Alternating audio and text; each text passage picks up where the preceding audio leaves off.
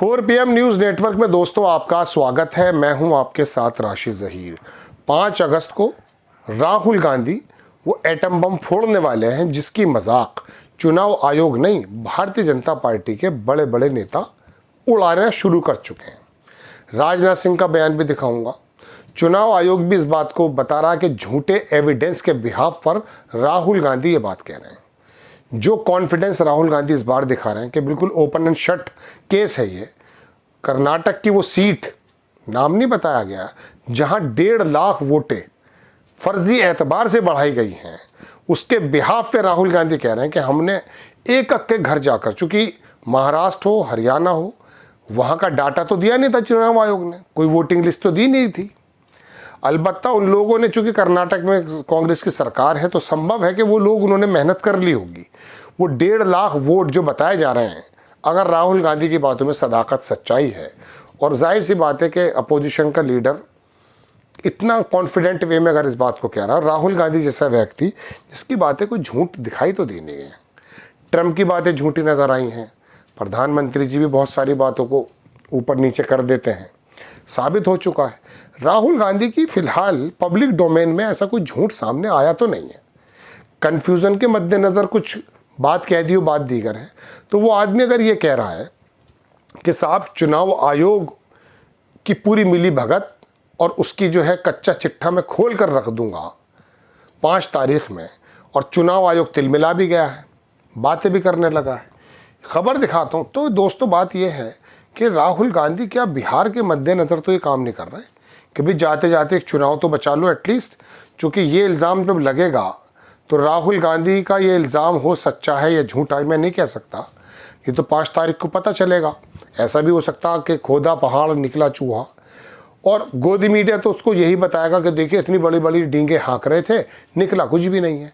लेकिन वो आदमी कह रहा है कि 60 से 65 या 70 सीटें इस तरह के अंदर देश में जो 1 लाख 1.5 लाख वोटें बढ़ा करके, फर्जी वोटें बढ़ा करके जीत ली गई हैं।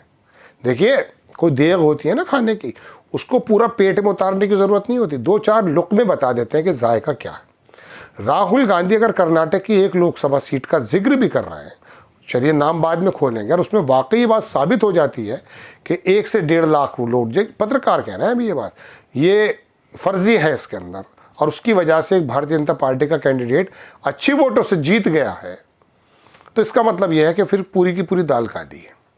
फिर चुनाव आयोग को बगले में मुंह छिपाने के अलावा कोई काम नहीं होगा। मैं भी देख रहा था कि सवाल तो चुनाव आयोग के अस्तित्व का है, झूठ का, सच का है, लेकिन हुआ यूँ है कि वो बातें करने लगे राजनाथ सिंह साहब।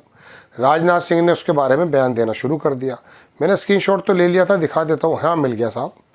देखिए राजनाथ, ANI ने छापा है कि पटना बिहार डिफेंस, पटना में बोल रहे थे डिफेंस मिनिस्टर राजनाथ। उन्होंने कहा कि राहुल गांधी ने कहा है, Rahul Gandhi said he has prepared atom bomb of proof of the rigging of the votes by the election commission. Rahul Gandhi कह रहे हैं कि एटम बम है, वो इलेक्शन कमीशन को पूरा रिग्ड कर देगा। If he has an atom bomb, अगर कोई ऐसा प्रूफ है एटम बम का, its atomic test should be done immediately. और ये मजाक उड़ाने का अंदाज है कि ये वाला जो एटॉमिक टेस्ट है इसको इमीडिएटली जो है फ़ौरन बता देना चाहिए। फैक्ट ये है कि he does not have any proof of evidence. Rajnath ji परेशान क्यों हो रहे हो? 5 तारीख में बता देगा वो बंदा, आज 3 तारीख हो चुकी है। तो राजनाथ सिंह, सवाल तो है चुनाव आयोग का। अब ये देखें, राजू पेरुलेकर हैं, ये महाराष्ट्र के एक पत्रकार हैं, मतलब महाराष्ट्र में देखता हूँ उनको। इन्होंने इसको ट्वीट किया कि BJP rushing the defend ECI। BJP जो है वो डिफेंड कर रही है इलेक्शन कमीशन ऑफ इंडिया को। द पैनिक हैज सेट इन। ये दर्द जो है पूरी तरह से बीजेपी के अंदर ही आ सकता है। देखिए दोस्तों, बात ऐसी है, ऐसा तो नहीं होता कि बिना आग के धुआं हो जाए। अब जब राहुल गांधी, मैं शुरुआत में भी 1.5 साल 2 साल पहले तक ये कहता था कि भाई EVM में अगर गलती है, VVPAT में अगर गलती है, तो ये सबसे बड़ा दल जो कांग्रेस का है, ये इतना एग्रेसिव होकर सामने क्यों नहीं आता? तो वाकई आते भी नहीं थे कांग्रेस के लोग। लेकिन मध्य प्रदेश के इलेक्शन के बाद से जो बिल्कुल अकल के मुतज़ाद, मतलब बिल्कुल मुखालिफ जो रिज़ल्ट आए, जो ज़मीन पर हम लोग, मैं खुद अपनी बात कर रहा हूँ, जो देखते थे उसके बिल्कुल भाई थोड़ा बहुत तो कम ज़्यादा हो जाता है, ठीक है। और बहुत सारे पत्रकार, बहुत सारे विश्लेषक इस बात को कह रहे हैं कि ये होगा, और बिल्कुल अलग जीत आ रही थी, ज़मीन पर कुछ और दिख रहा है। तो हमें लगा कि यार हमारे अंदर या तो अक्ल नहीं है, या हमारी जो आंख देख रही है वो हमें झूठा दिखाया जा रहा है। 2012 में मेरा फेसबुक है राशिद ज़हीर के नाम से। 2012 में वहाँ पोस्ट पड़ी है, मैंने उसमें लिखा कि मुलायम सिंह खुद नहीं जानते कि वो फुल बहुमत में क्यों आ रहे हैं, जबकि 2007 से 12 के बीच में मायावती की गवर्नमेंट थी और कोई भी बंदा नहीं बोल रहा था कि मायावती, लग रहा था रिपीट कर रही है कन्फर्म। लेकिन मैंने लिखा, मुझे तजुर्बा था थोड़ा बहुत, मैं जातियों के एतबार से बांधता हूँ। तो वहाँ पे वो 2012 में, जब तो अखिलेश यादव का नाम नहीं था, मुलायम सिंह ही लड़ रहे थे, तो बाद में मुलायम सिंह ने अपनी जगह उनको चीफ मिनिस्टर बना दिया। तो वहाँ पर वो रिज़ल्ट निकल आया। तो हमें लगा कि भाई हम तो बड़े नाश्ते दमश्क के बच्चे हैं, पता चल जाएगा, हम तो बड़ी शाद, तो हमारे अंदर कॉन्फिडेंस आया। हालांकि हमने इसके बारे में आपको बताएं, जो केजरीवाल है, जब इसका बड़ा ऑरा था और वो बूढ़ा दिल्ली के अंदर हंगामा कर रहा था, तो मैंने उस वक्त कहा कि केजरीवाल ने जो पार्टी बनाई है, ये एक हमारे यहाँ के MS सर्जन डॉक्टर हैं, वो कह रहे हैं 100 सीट आएंगी साहब यहाँ पे। हर आदमी टोपी पहने फिर रहा था, मैं हूँ अन्ना, बड़ा ज़बरदस्त जोर था पूरे देश में। वो तो RSS की चाल थी ना, दिखाई दे गया बाद में कि कैसे बदनाम करना आए थे मनमोहन सिंह की सरकार को। ऐसे ही रिजीम चेंज होती है दोस्तों, याद रखिएगा मेरी बात। श्रीलंका की रिजीम ऐसे चेंज नहीं होती, बांग्लादेश की रिजीम अंदर आग लगाई जाती है, कौमों के अंदर, वर्गों के अंदर। तो बहरहाल वो मैंने उसके बारे में भी लिखा कि इसको 2-4 सीट मिलेंगी, और ये कभी, और वो भी अच्छे बड़े शहरों में मिलेंगी, क्योंकि वेस्ट यूपी में, ईस्ट यूपी में तो इसे कोई पूछेगा नहीं। हाँ, वो वाकई बड़े शहरों में तो नहीं मिली, लेकिन वो पंजाब की जगह में 1-2 सीट 4 मिल गई। फिर वो 2017 में वाकई मुझे भी नहीं मालूम था कि बीजेपी आ रही है, और अखिलेश यादव को ये मालूम था कि मैं दोबारा वापस आ रहा हूँ, कन्फर्म था, उसने काम भी बहुत किया था। ऐसे समय में बस मैंने ये लिखा अपने फेसबुक पे, वो भी 2017 के इलेक्शन के दौरान में, उसने 100 सीटें दरअसल दे दी थी कांग्रेस को। तो मैंने उसमें ये कह दिया साहब कि भाई 100 सीटें कांग्रेस को दे दी, जो कांग्रेस पर तो समाजवादी का वोट जो है वो ट्रांसफ़र हो जाएगा, लेकिन 300 सीटों पर जहाँ कांग्रेस का कैंडिडेट नहीं होगा, और कांग्रेस का जो वोट परंपरागत है वो पंडितों का वोट है, अपर क्लास का वोट है, 5,000 से 15,000 वोट होता है।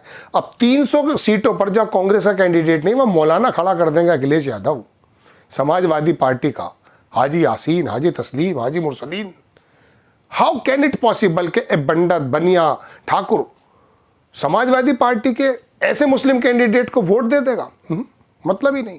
तो मैंने वहाँ शक जाहिर किया था कि संभव, और हुआ भी फिर ये है कि फिर वो बीजेपी, हालांकि मैं बीजेपी के बारे में नहीं कह रहा था कि वो जीत जाएगी, लेकिन वो जीत गई।